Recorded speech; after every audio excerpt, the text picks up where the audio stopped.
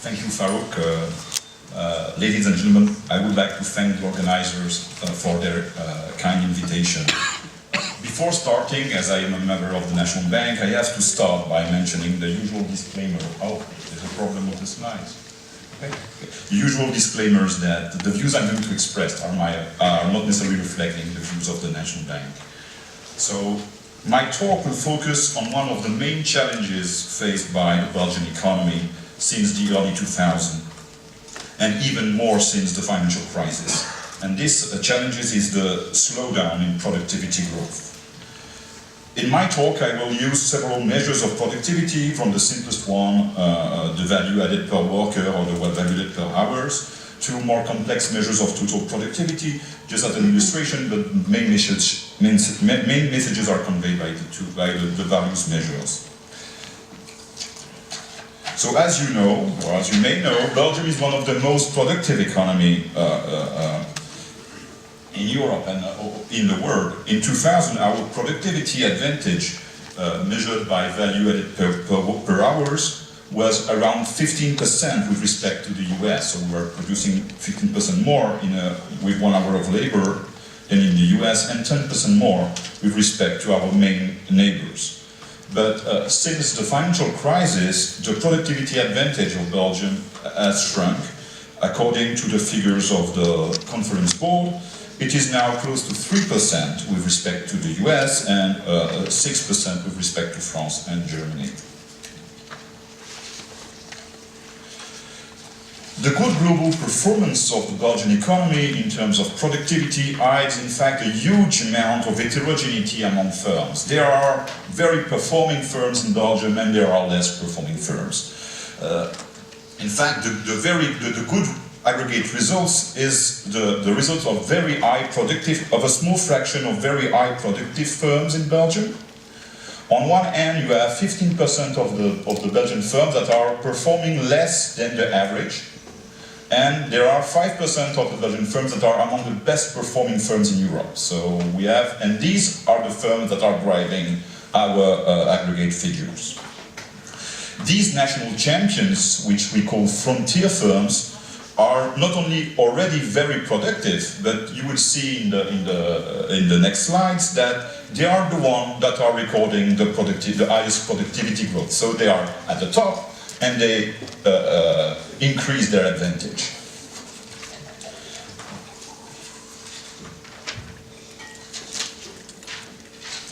Now, if the productivity level of Belgium is very good, it is not the case anymore in terms of productivity growth.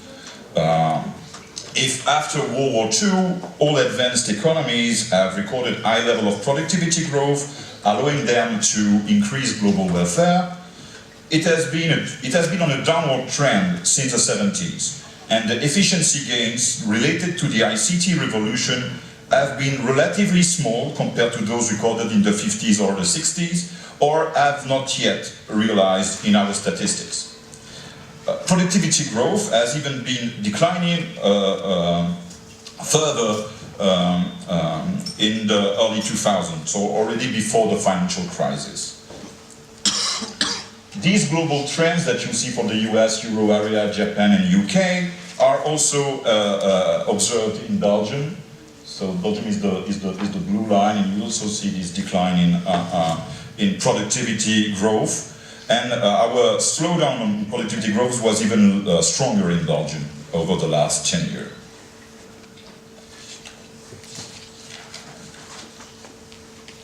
So this is a first source of concern, is this declining in productivity growth that may make it more difficult to sustain, let's say, social welfare.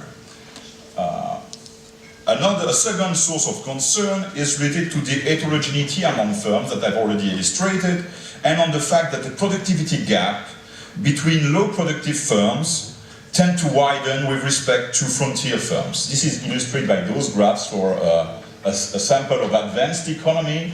The red lines are the best performing firms in their sector, and you see their productivity is increasing.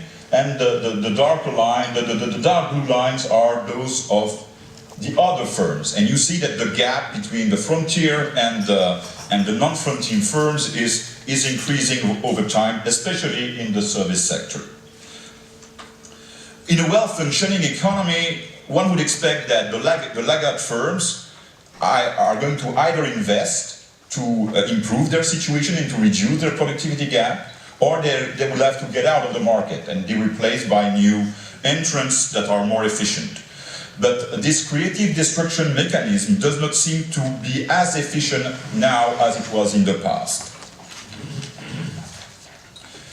To illustrate this, I will talk about zombie firms. Since the economic crisis, Belgium and other European economies have observed an increase in the relative importance of what we call zombie firms. Zombie firms are firms that are not profitable enough to cover their financial charges. So they make some profit, but not enough to pay their interest on their debt during at least 3 years in a row. So these are firms that are persistently less performing, underperforming. But these firms remain active and they don't get out of the market. So this may be the results of some malfunctioning in the allocation of resources among firms or in the financial markets. According to the OECD, zombie firms, the share of zombie firms has increased in Belgium and is now close to 10% of the firms. And these firms are relatively big because they represent 15% of total fixed assets and 15% of total employment. So these are firms that we should either try to reorganize themselves or should be replaced by other firms. The fact that they stay active has some consequence in terms of labor market, because the employees of those firms are going to suffer from a technological disadvantage. And when the firms will shut down, they will have a low technological baggage that will make it harder for them to find another job.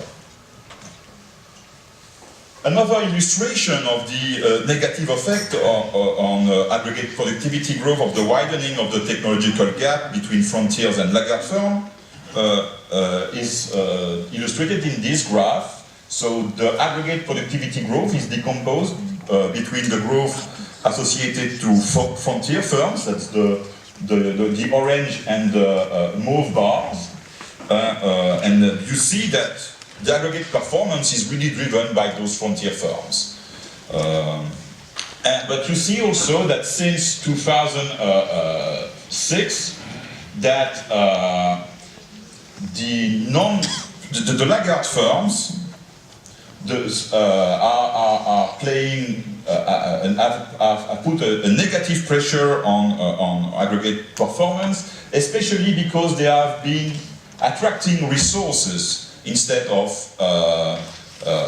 reducing in size. They seem to have then expand in size, and they are not efficient. And so the blue bars in 2016 and 10 and between 2006 and 2010 and 2011 and 2013 are negative, and they show that there is a downward pressure because of the non-performing firms increasing in importance. Now, what can be done to restore aggregate productivity growth? Well, first we can boost innovation and R&D expenditures.